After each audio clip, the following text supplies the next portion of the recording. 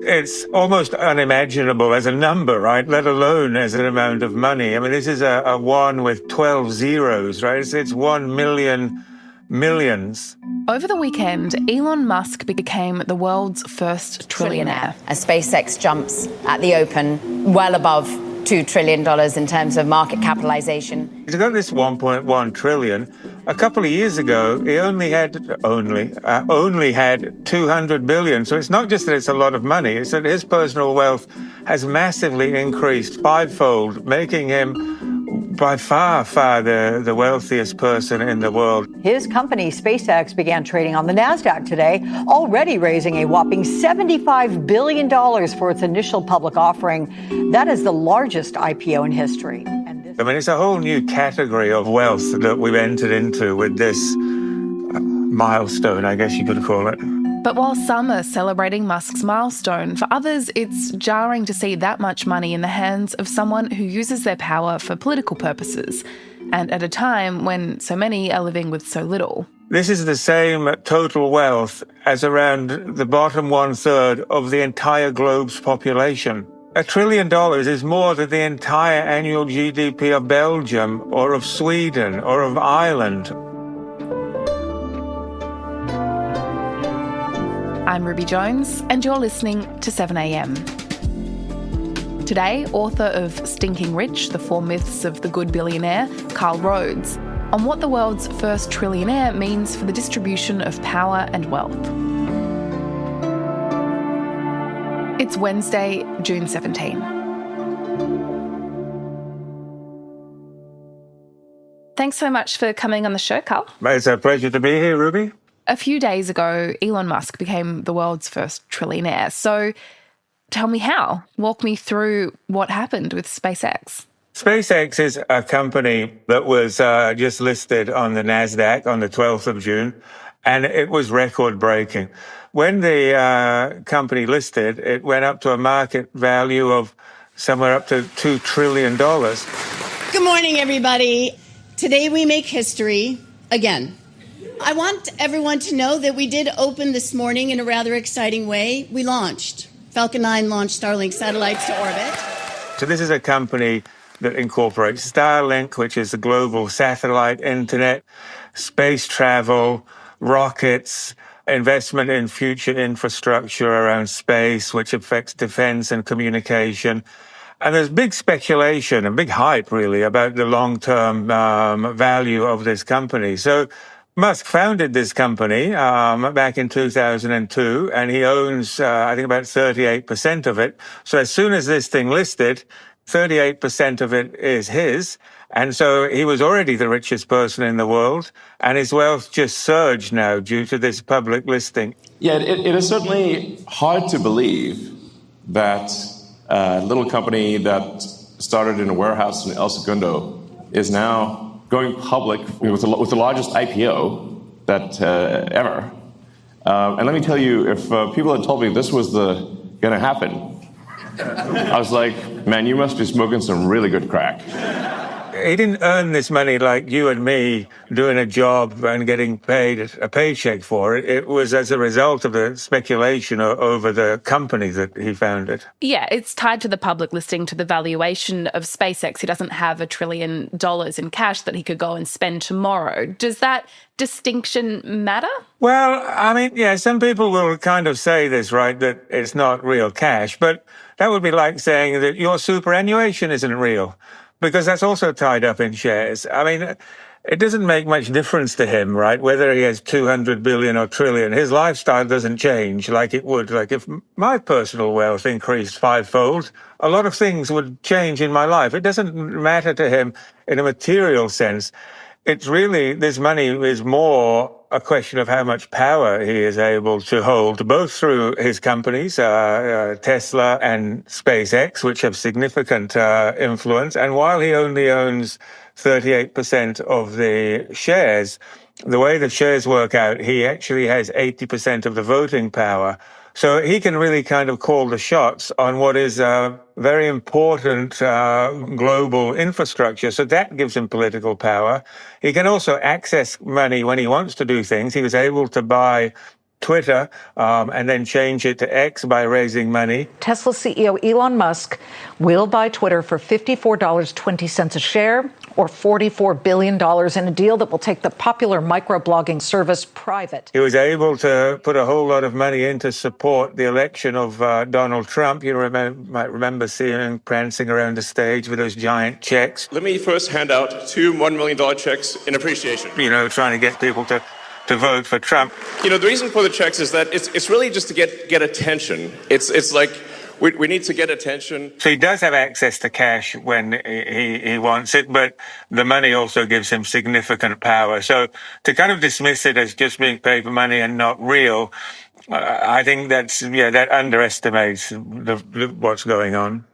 I mean, a lot of the story around Musk is that he got here because of this genius. He took risks, he built companies, he disrupted industries, he's changed the world. But how much of the wealth that he has built has come off the back of things like subsidies and government contracts and privatization of industry? Yeah, I mean, there's a lot of people who do want to say this is just about him and that he's, it goes back to what some people call the great man theory. It's usually about men and is wrapped up in masculinity as well, right? The idea that one person is a genius, single-handedly can change things through risk-taking and vision and kind of, like you said, personal brilliance. And it's true, Musk did build these kind of companies, but there's much more to it than that. There was a lot of public funding for his companies. SpaceX started out with massive NASA contracts. And those long-term contracts provide stable revenue to allow for growth. Now the company's deeply embedded in the U.S. defense industry. So you have that. But also, there might have been some engineers, scientists, and workers who are involved in this too. It's not just all one person. So the idea that it's one person is a strong kind of cultural myth that we might want to buy into. But in reality, there's a lot more to it than that. I mean, granted, he is quite a unique individual. Whether that means he's, worth $1 trillion or not is quite another question of whether that risk-taking means that he somehow meritoriously should have this extraordinary wealth. That would seem hard to defend. Still to come, the trillionaire effect on power and democracy.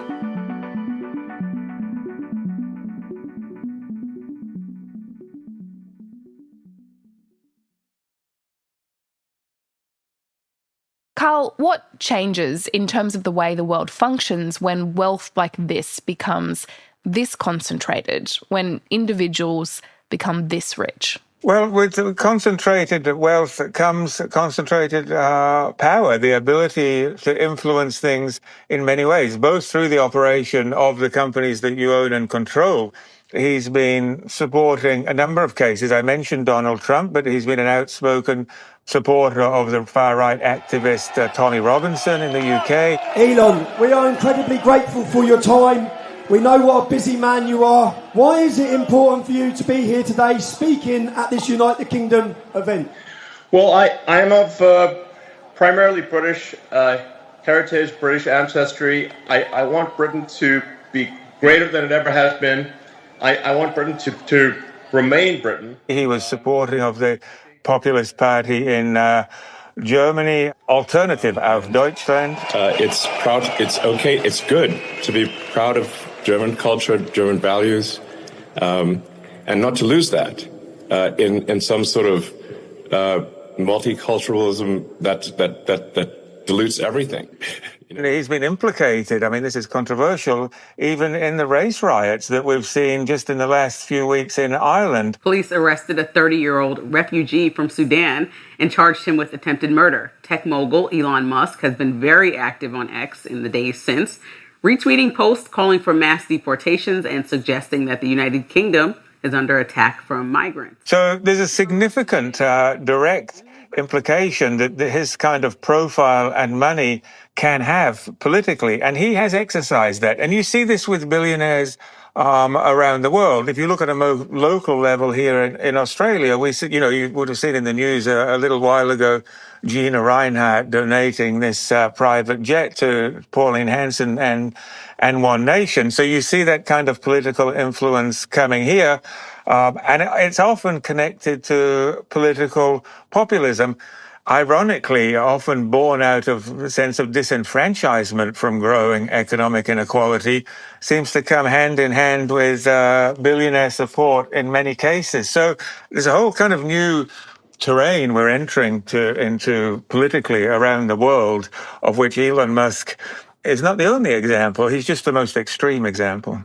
Yeah, he's the first trillionaire, but the class of billionaires is also growing. Do you think that democracies still have the power to restrain this kind of wealth? Well, they don't seem to be exercising the power at the moment. Whether they have the power, I mean, that's a difficult question. It seems at the moment not, but at the same time, you see movements around the world kind of trying to focus on limiting extreme wealth. On a smaller scale, the tax debates we've seen here over the federal budget, which, fairly modest kind of set of changes trying to curb aspects of growing wealth inequality. And I think part of the problem is that when it comes to economic inequality, there would have been a time where we thought of poverty and destitution, and people really suffering from hardship. And that's still a problem. Poverty in Australia is on the increase. But what we see now is that inequality has increasingly become a middle-class problem, especially for younger people, where we see people who are well-educated, maybe with university degrees, trade qualifications, good jobs, career prospects, but struggling living paycheck to paycheck and feeling kind of pushed out of the housing market. So inequality is affecting more and more people in a society like Australia, and that creates a different kind of political environment. And we've started to see that in the last 12 months around debates over intergenerational inequality. We've seen it in the debates over the federal budget.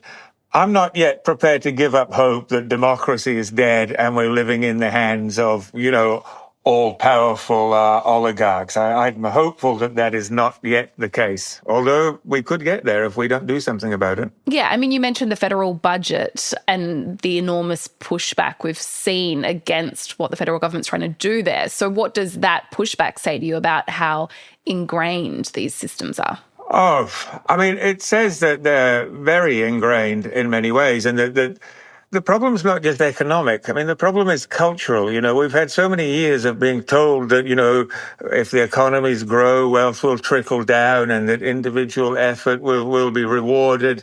And people kind of want to continue to believe in these things, even though the system increasingly works against that wealth isn't trickling down, prosperity isn't being shared, and increasingly, hard work doesn't lead to individual advancement. So these kind of myths that we've been told to believe for so many years are kind of crumbling. And that's a kind of transition period, I think, that people are going through at the moment of wanting to hang on to these things. And also, of course, there are vested interests that want us to believe that the status quo is the best of all possible worlds, when in fact, for so many people, it's not. So, the backlash over what, again, seemed to me to be a fairly modest set of reforms around equality in this country have met with this terrible backlash. But it's a question of the political will to make those changes, and we'll see how that plays out here in this country. But the fact that this debate has happened itself is important, because even as recently as 12 months ago, the idea of capital gains tax reform would have just been seen as a political death wish. So the fact that that has actually changed now, to me, is actually a sign of progress. Do you think we're going to see more trillionaires? Estimates say that we'll have up to 5 in the next 10 years. So I think we will see more trillionaires. We'll also see more billionaires. Their numbers are kind of growing and growing and growing.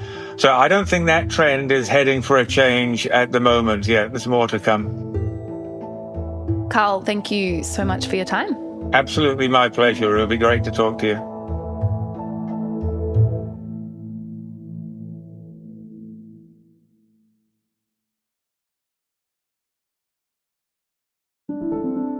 Also in the news, the RBA has left interest rates on hold at 4.35%.